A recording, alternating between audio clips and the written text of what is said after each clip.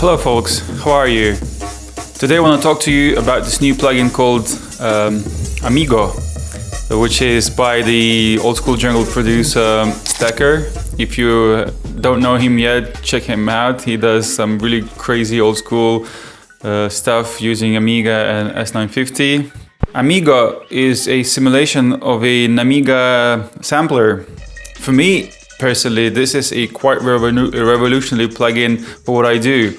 Let me share with you some thoughts about the jungle music, especially the old school jungle, why I like it and why I think that modern jungle is not as good as it used to be, for me at least.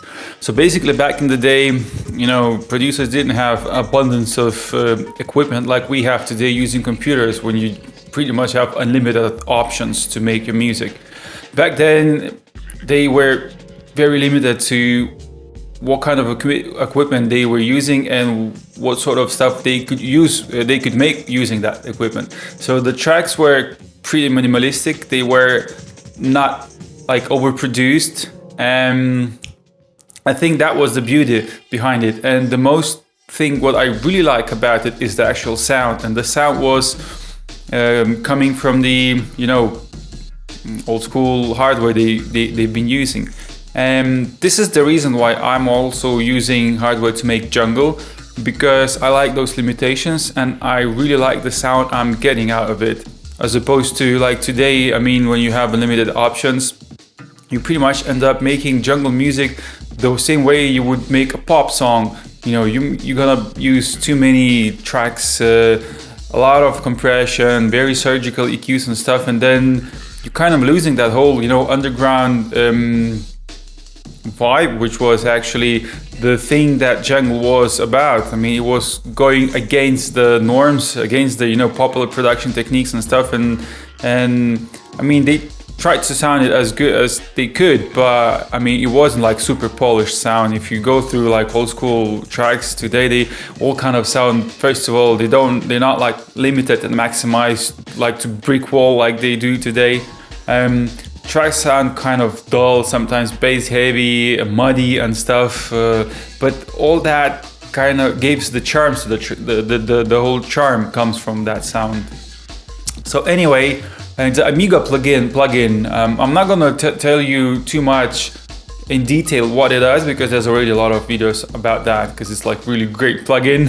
There's lots of hype about it. I'm just gonna show you my own perspective, how I use it and why I like it. And I'm gonna say this, that this plugin is finally probably gonna be the one that might actually replace my actual hardware, because back before that, if I wanted to recreate some sort of like old 90s sound, I had to stack plugins and plugins like bit crushers and that kind of stuff, and it still sounded quite digital. And I like simple workflow. I don't like overdoing stuff, so working with too many plugins was already like a no-no for me. If I'm working inside the box, I want to use like as little as I can, and usually in order to make things good, you have to use a lot of things, as opposed to the hardware. Like, I mean, the mixing desk alone gives you the kind of sound you want, and combine that with Akai S1000, you've got a great combo. I mean, so let's jump on the plugin itself. So the plugin is actually pretty easy to use. You press load, you load your break, and you got your blade. You press slice, you slice it the way you want to, and it immediately gives you the mapped key groups.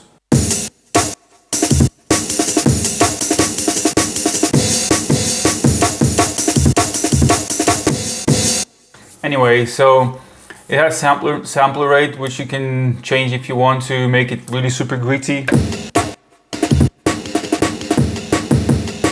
It has some nice phasing effects that can be automated. It has a reverse and time stretch, everything can be automated. And what I like about it is basically one plugin with everything in. I mean, you don't need any extra plugins just to make it sound better. It already sounds good as it is. Now let's talk about the track. I'm gonna be using Reason 12. This is what I'm most comfortable using. So in terms of the track, I've got 8 instances of Amigo plugin. plugin for the breaks and all the other sounds. I'm also using one instance of Roland GV1080 just for the cymbals. And in terms of mixdown, all I use on every channel is just one channel strip by UAD. It's very basic.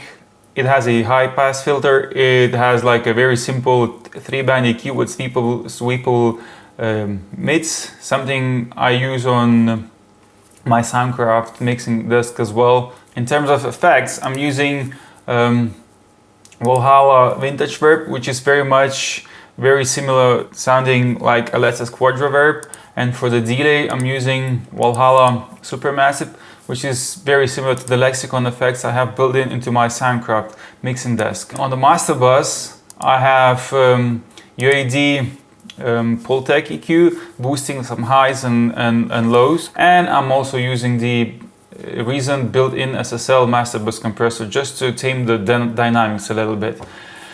And that's about it. And I just want to show you the possibilities of like what kind of music you can make and what kind of music I make. And my approach is very simple, the same that I would use for making my hardware-based tracks. So it's very simple, very minimal, very few things going on, and that's the point. And yeah, I don't have anything else to add, so just enjoy the track and support the guys who made the plugin. It's only 10 pounds, so I mean it's cheaper than it's basically a bargain. Listen to the track and see you on the next video. Enjoy.